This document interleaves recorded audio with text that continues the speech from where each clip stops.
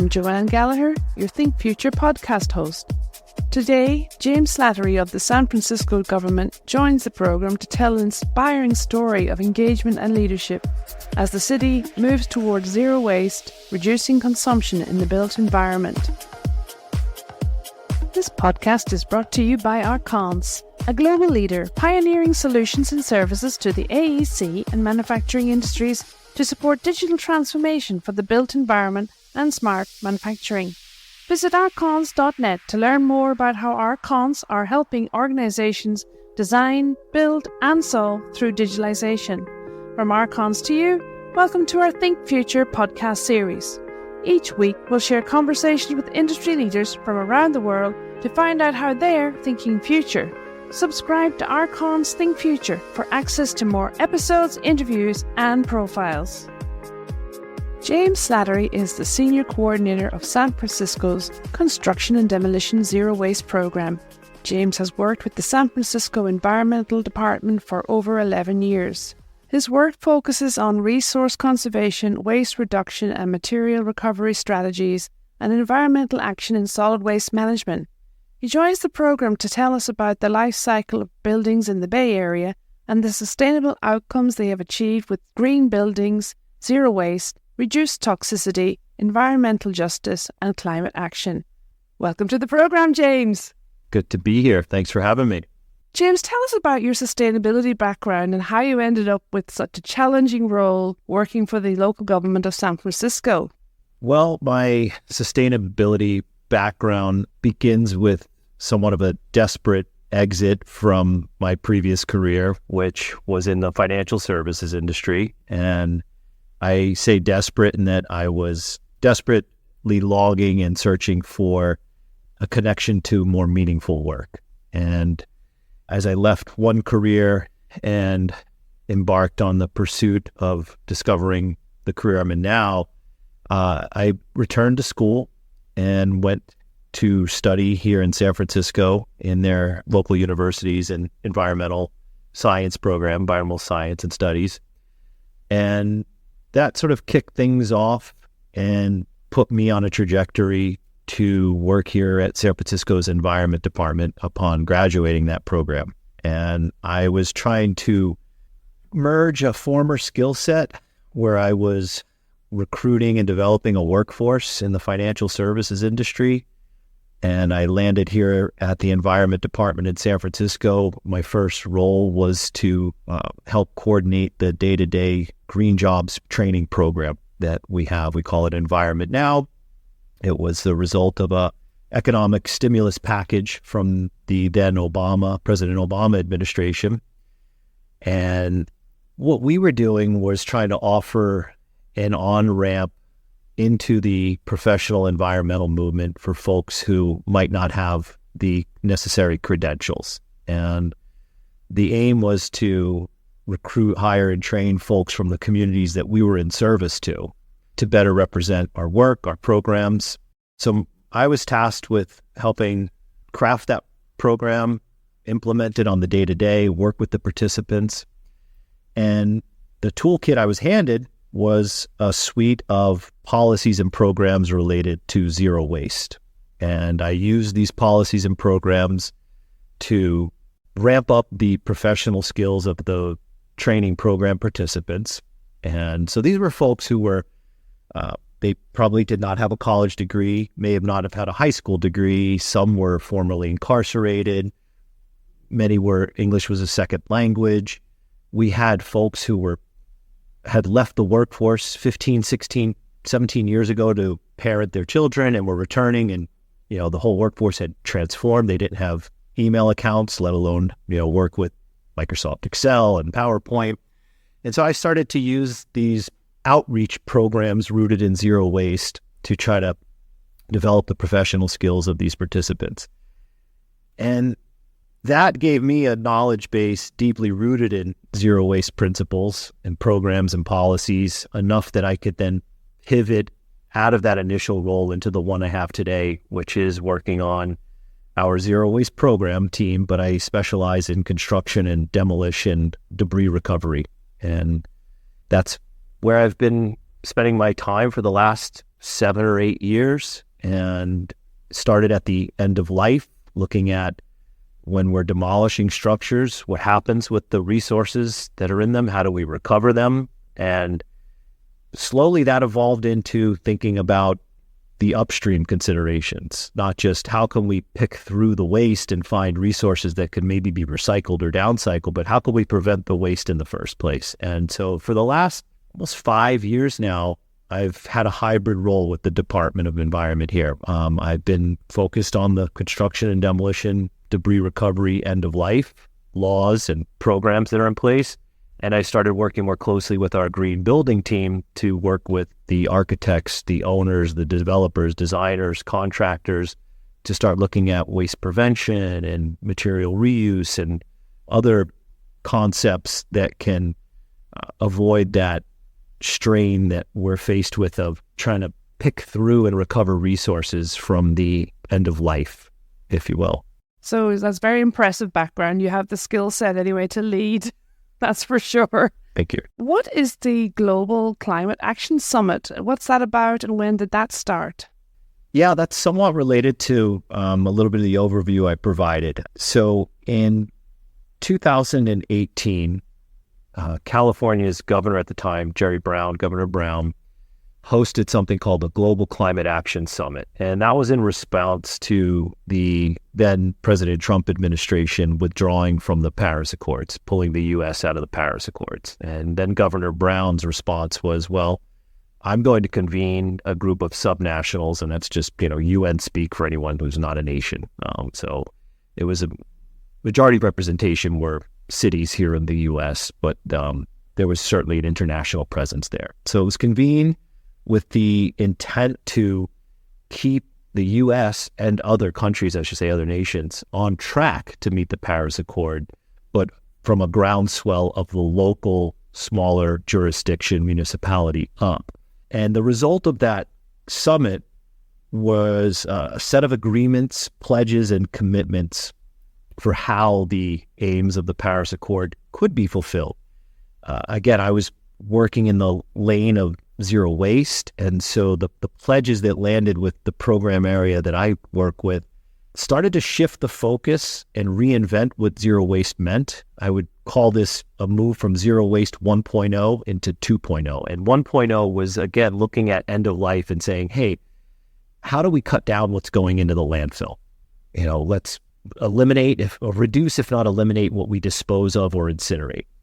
The pledges out of the Global Climate Action Summit, the Zero Waste 2.0, if you will, started to layer on a new lens. And that lens was taking into consideration the impacts to the atmospheric carbon problem.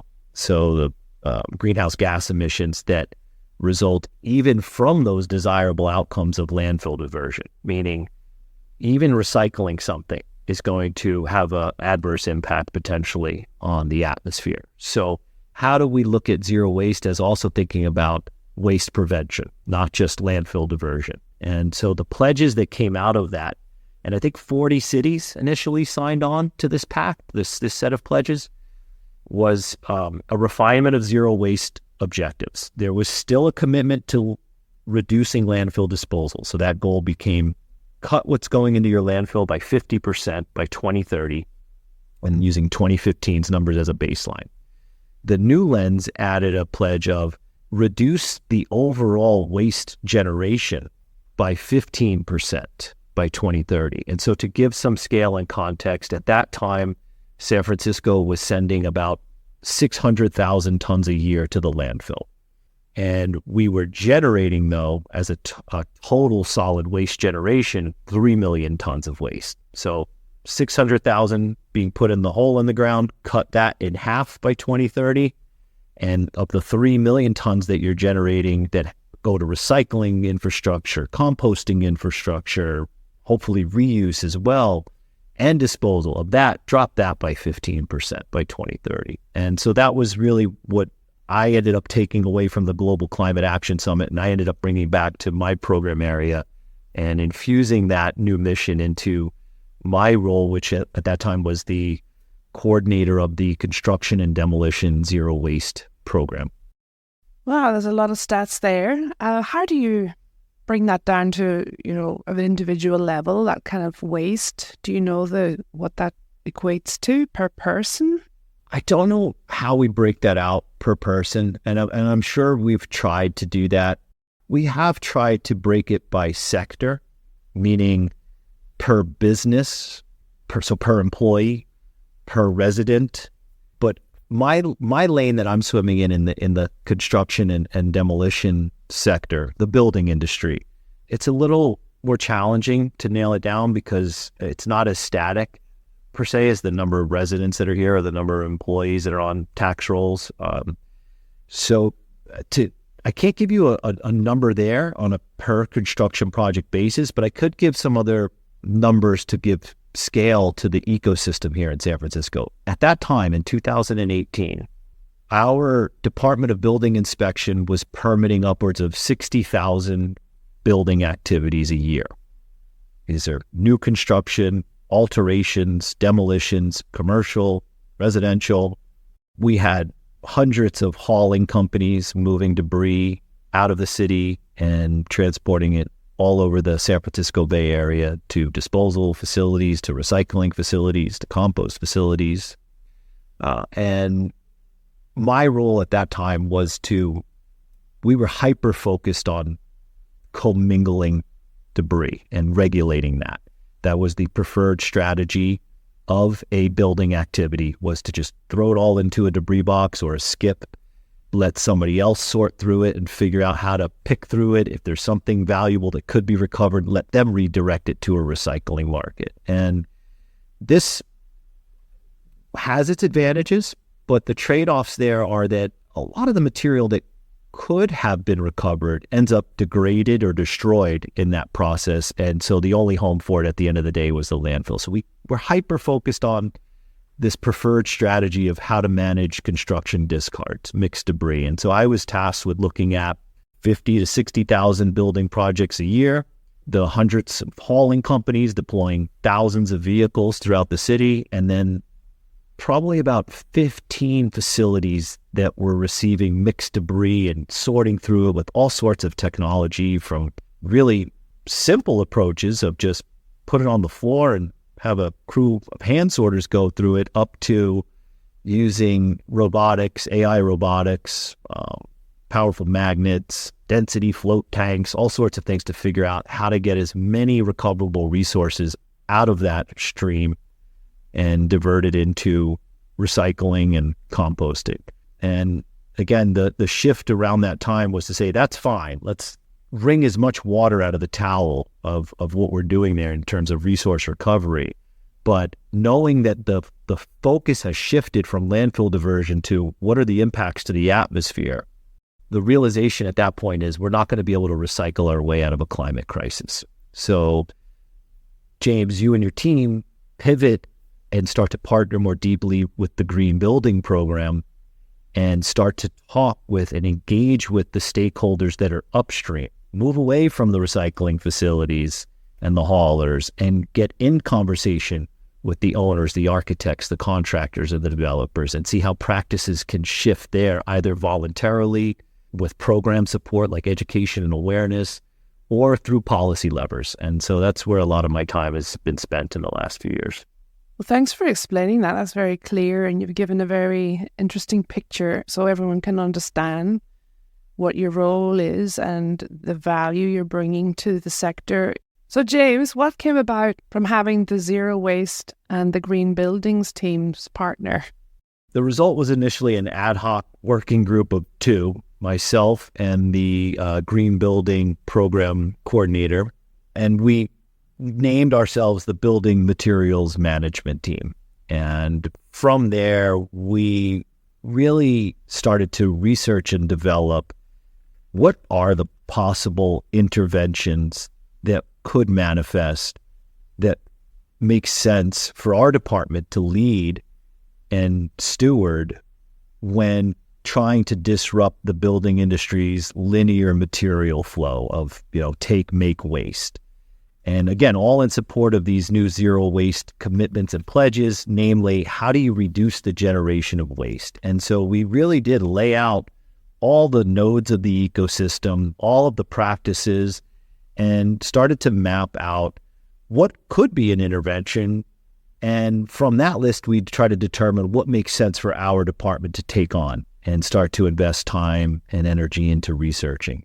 One of the first things that were born from that effort, and it was sort of serendipitous, as I was working with my colleague on the green building team, Portland, Oregon, here in the U.S., our neighbor on the Pacific coast, had just passed the nation's first deconstruction ordinance, mandating the disassembly of structures rather than allowing the demolition of a structure to occur.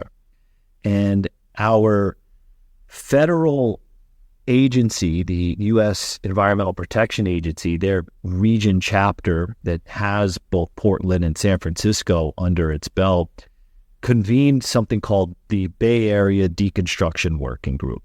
And that was in response to what Portland accomplished. They said, look, if Portland can do it, the Bay Area should be able to do it as well. And so this working group emerged of local practitioners, folks who were already working in the practice of deconstruction. They could have been deconstruction contractors or material resellers who were receiving the salvage materials and redistributing them, reselling them. And then there was, the local policy makers. And this quickly grew and grew and grew. This was a topic of interest nationwide. So it quickly expanded beyond just the Bay Area Deconstruction Working Group. And, after the first 2 or 3 gatherings, they were quarterly gatherings, we had something like 200 plus participants, and they were coming from coast to coast, folks from Canada.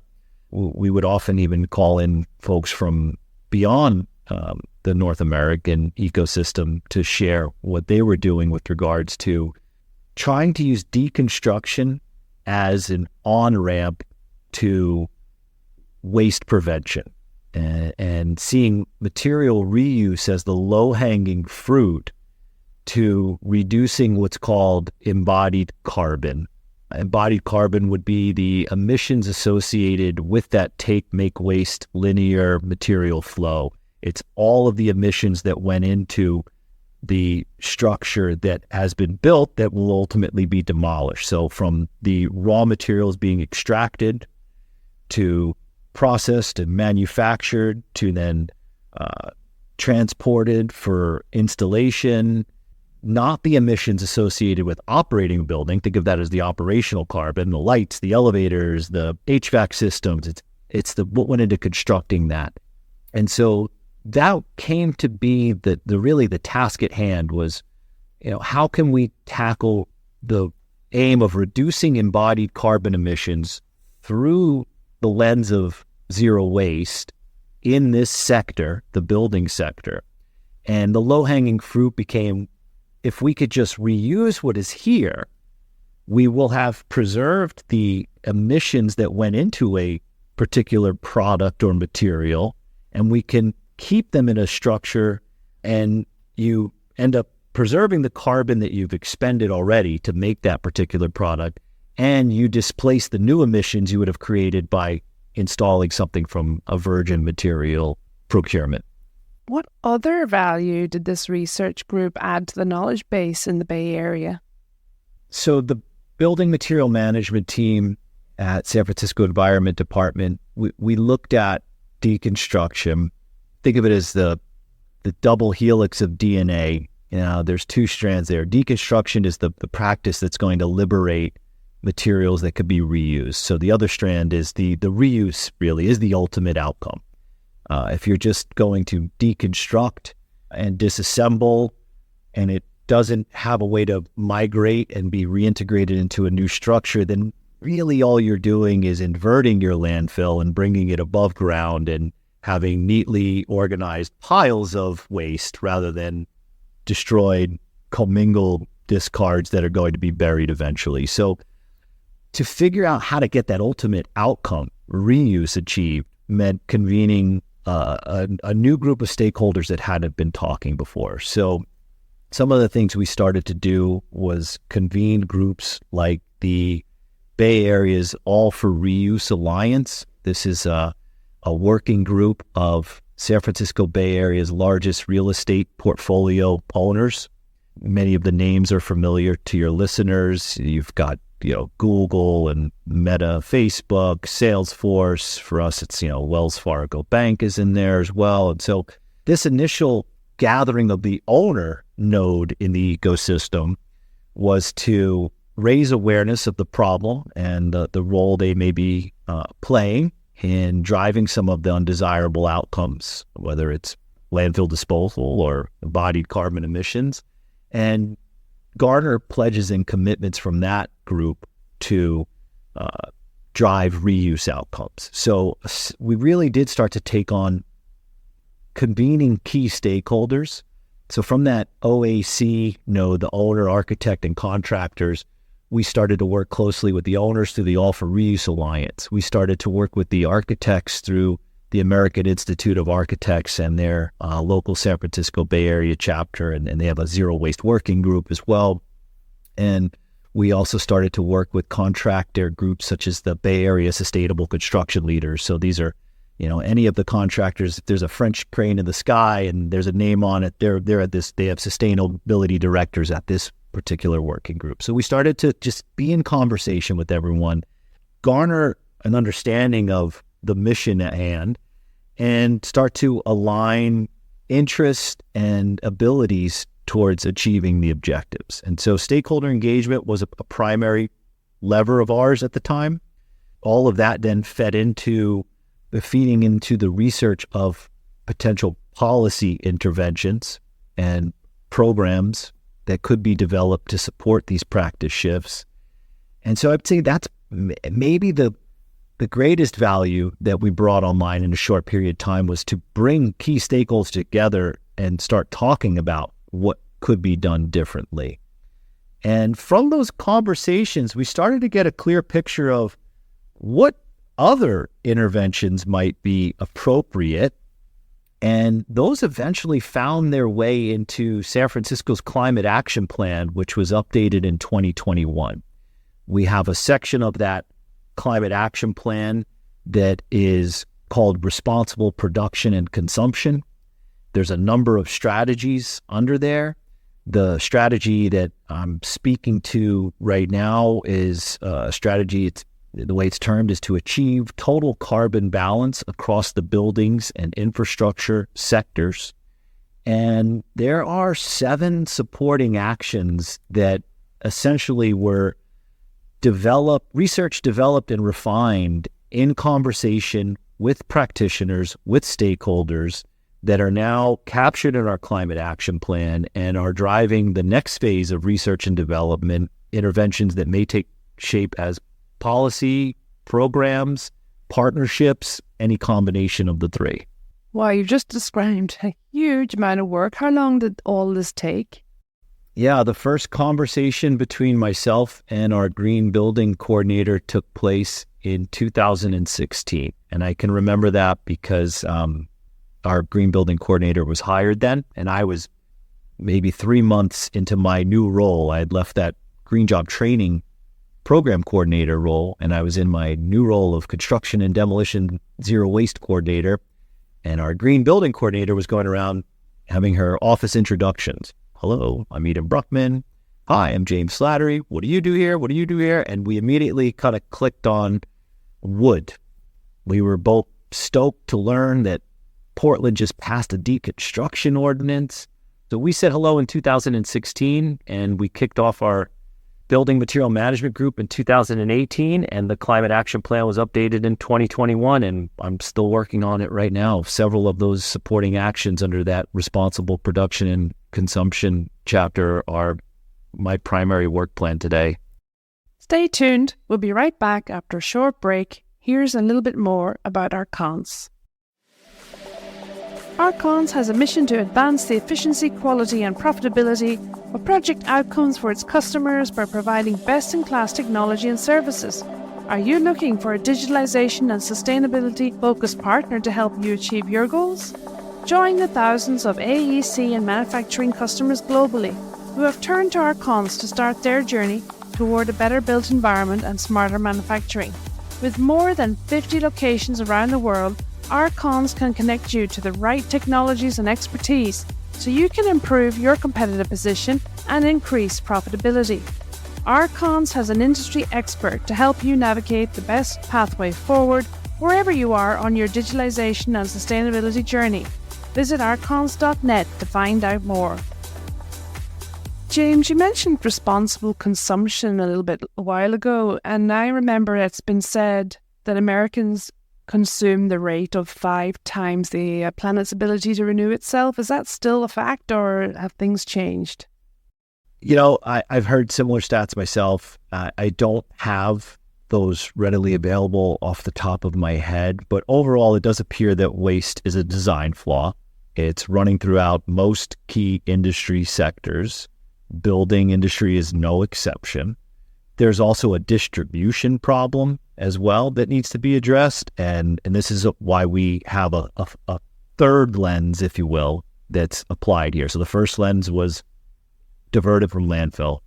The second lens became consider the atmosphere, the impacts to atmospheric carbon. And the third lens is the equity lens.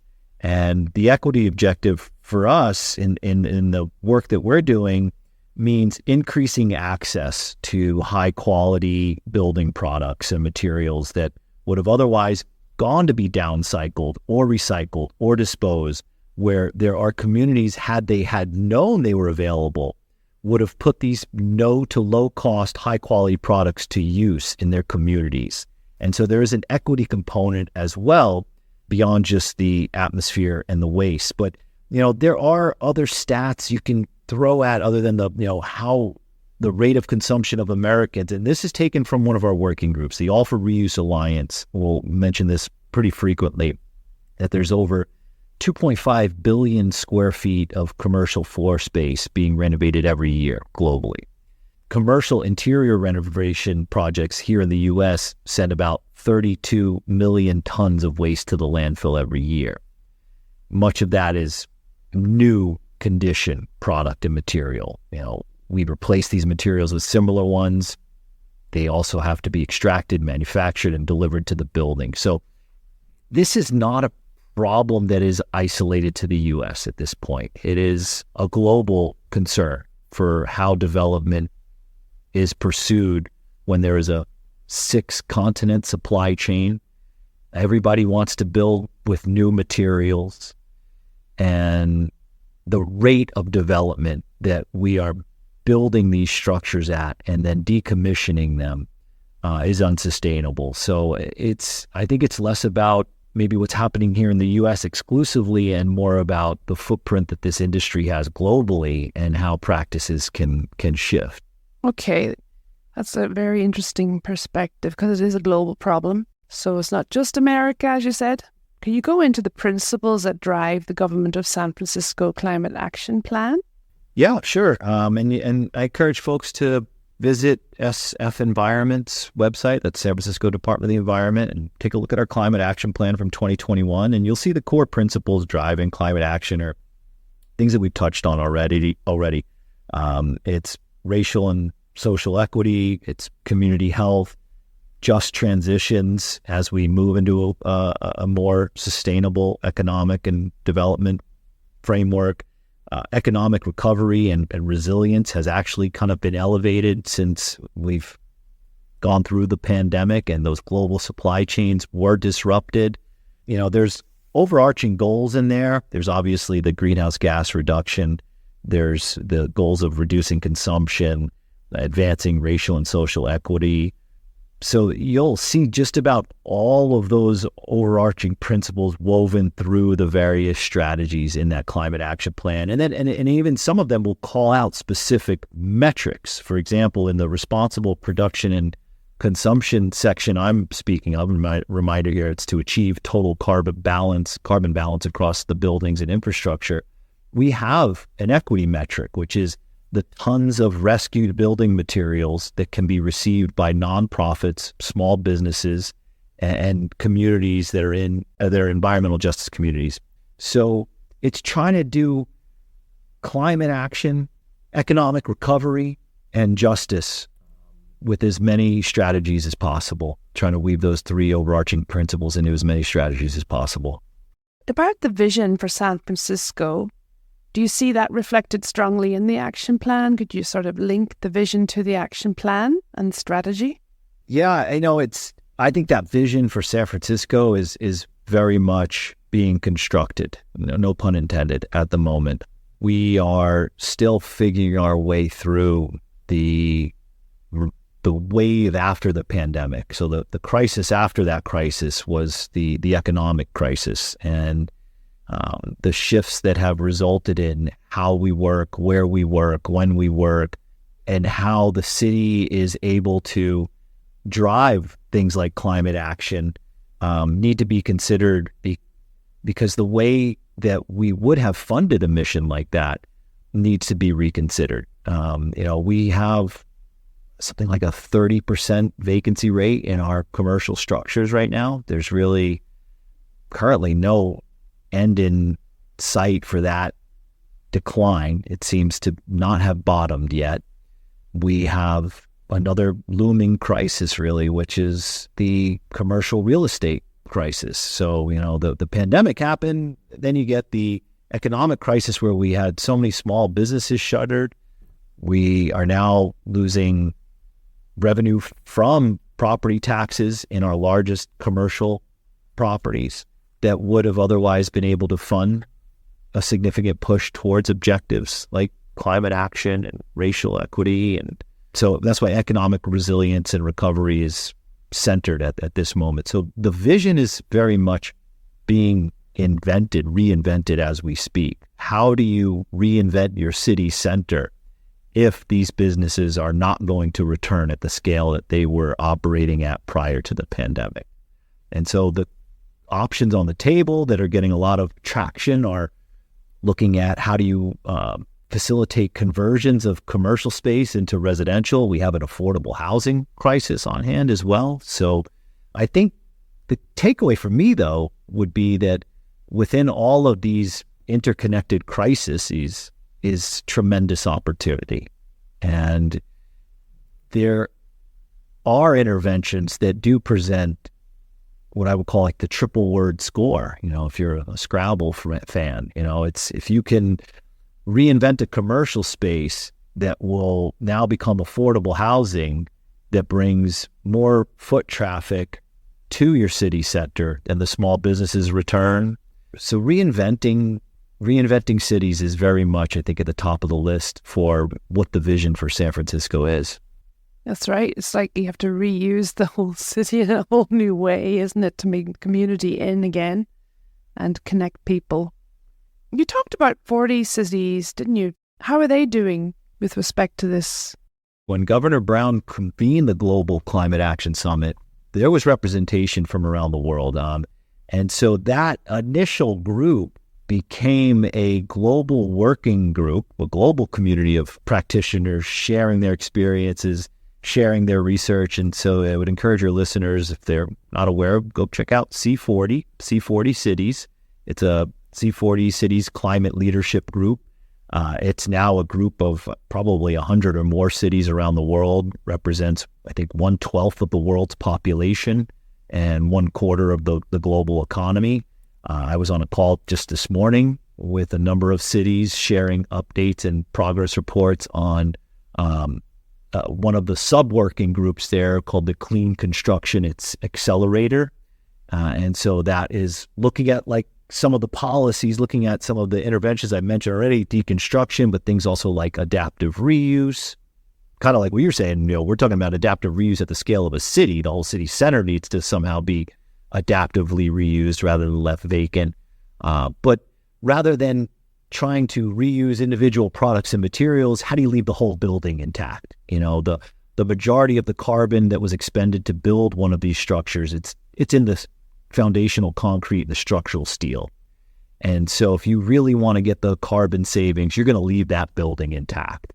And so that's what C40 has evolved into. So you had the Global Climate Action Summit. It was a response to, this is where I kind of say there's opportunity in every crisis. And so the crisis was, oh my, the U.S. just pulled out of the Paris Accord.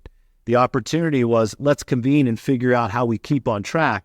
And from that opportunity, we've now got a global working group, C40, that has grown beyond 40 cities And as I mentioned, it's representing a significant swath of the world's population and 1/4 of the global economy. So that's what C40 is at this point, or that's what those initial 40 cities have become. You touched into the engagement piece at the start with the built environment, all the different stakeholders, architects, engineers, construction companies. How did you get their buy-in? Getting their buy-in was not as difficult as one would imagine. And I don't know what that is attributed to. It's likely a variety of reasons. I could speculate that some has to do with many of these organizations have embedded within them now a population of practitioners that have grown up in a world where the climate crisis has been front page news for them since childhood. So you have large developers, large contractors, architect firms, where from a very early age, these practitioners were thinking about the unfolding global emergency, the climate crisis. And so that awareness was there, and they refined their understanding through their various fields of study, and they brought that into their trades and professions. And so you have folks in there that are, I think, clamoring to get to the table and contribute to a solution. That's why I say getting their commitment was probably the easy part, because they were already committed. Our challenge was creating the forums where they could convene and offering up a practical pathway for them to engage with one another, talk to one another, share their concerns, and then begin to highlight what they could influence and, dare I say, control within their respective lanes. So, that would just be one attempt to speculate on how we got folks to the table. And a lot of times they were knocking on our door. And it was kind of interesting to hear for the first time variety of nodes in the industry knock on government's door and say, can't you just make our organization do this? Can't you just make a law and tell us to do this? So their concern was there. Their awareness had raised their concern. They were struggling for a way to manifest an intervention. And so they looked to government. And for us, we already knew that there's many possible interventions. Laws and policies aren't always the one you should reach for first. And so our job was to start to convene the community. And I always talk about the 3 Ps. The first would be programs, meaning like education, awareness, trainings, grants to get new equipment shifts. How do you shift the practices through awareness and support, not through the sledgehammer of law and policy? That's still on the table. And even those programs could help inform a law if it's necessary. So there's the first P would be programs. The second P would be partnerships. So bringing those private sector actors in conversation with the public sector and seeing what is possible as we work together. And then the final one would be, if there needs to be a policy intervention, can we ensure that it's the most well-informed? Because all too often, policy is not applied like a surgical scalpel. It's going to come at you like a sledgehammer. And so it's usually the last resort. I have experience working in local government myself in Australia, and in running programs like this, engagement, facilitation of strategy and action plan. I have personal experience doing it. And I found that, you still have to do the engagement across government departments because there's a lot of silos, and you need to get their buy-in so that you can bring these innovations to the table and get approval. So how did you approach that within the San Francisco government? I don't think much has changed. It's still a very real challenge and barrier to making progress is the siloing off of specialties and siloing off of expertise and programs and various government departments, and even within the private sector. You're going to have siloing off within an ecosystem, within an organization. The approach we've taken isn't really favored a lot of times, even though the results might be. And I say that because it's it can take more time initially.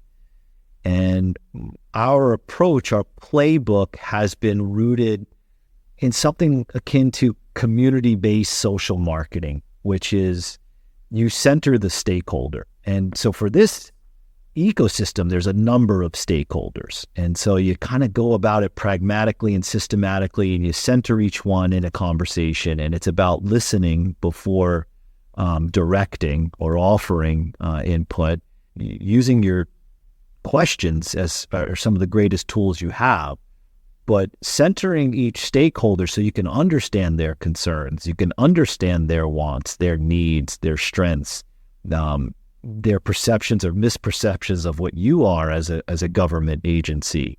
It can be a laborious process, but the fruit that you reap at the end of it is quite valuable. And so you kind of work this playbook over and over again. You go to each node in the system, you center a stakeholder, you get a deep understanding of who they are, what they need, what they want, how they can contribute. And then you start to connect the other stakeholders, and you start to highlight where that overlap is, where actually we are more in sync than apart from one another. And you start to elevate that common ground, and that eventually transforms into a common mission.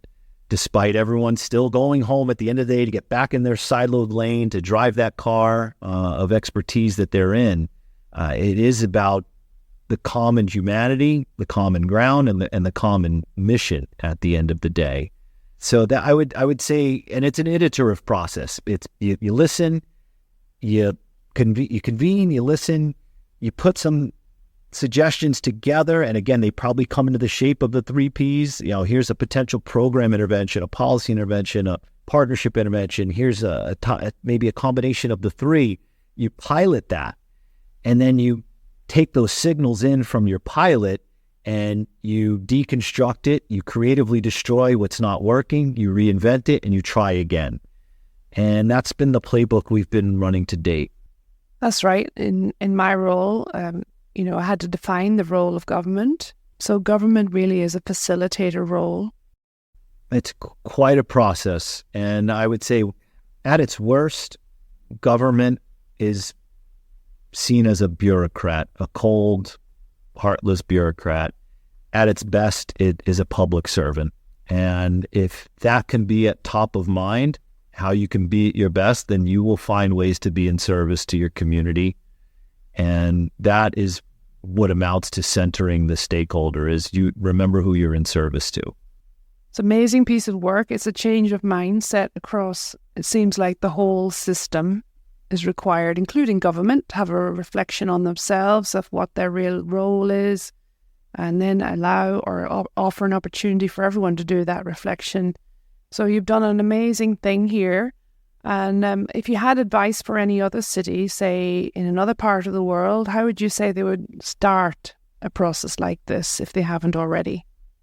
If you haven't already, I think the first thing you can consider doing is reaching out to someone that you're perhaps drawing inspiration from. That could be a person or an organization, a community of practitioners, because more often than not, you're going to find they need help. They need resources.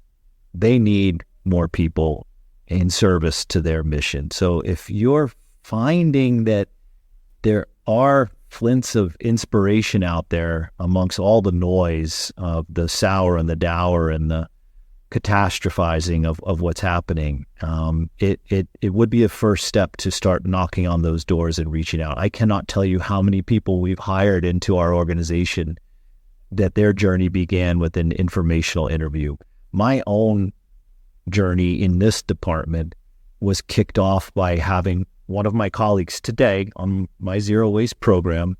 Big hello to Soko Made. She was been with the department for a number of years, and I first met her in my senior seminar at university. And I still have my notebook from that seminar with the note to follow up with Soko. And so just knocking on that door, following those gut intuitive moments, and I tell people all the time, is follow your curiosities with vigor, and eventually you're going to find that path leads to a practice. That practice, if you're lucky, may transform into a passion, and before you know it, it's your life's work. And so I would, start with finding what you're curious about, who is in that field currently that you're finding inspiration, and reaching out to them with questions. And one of your first questions is, how can I help? How can I be in service? How can I be engaged?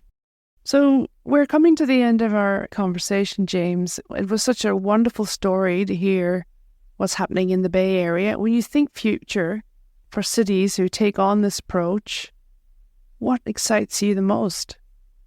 Well, what excites me the most, as far as what's happening and how you could frame that through the lens of cities, is we're in a truly transformative era, and there's boundless opportunity here to participate in shaping the world that we're going to hand off to the next generation. I'm inspired because I have a 3-year-old daughter, and I see this opportunity to hand her a city that is going to function a lot differently than the one that I'm living in today. And I see that as my call to duty, if you will, to be at the table, to be participating, to be actively engaged, rather than to be sort of sitting on the sidelines, scowling, passively judging, pointing a finger and blaming. It's much more uplifting and empowering, even though it's not easy work, but it is more uplifting and more empowering to be a part of the process, and to walk away at the end of the day knowing I did whatever I could. I did whatever I could to help.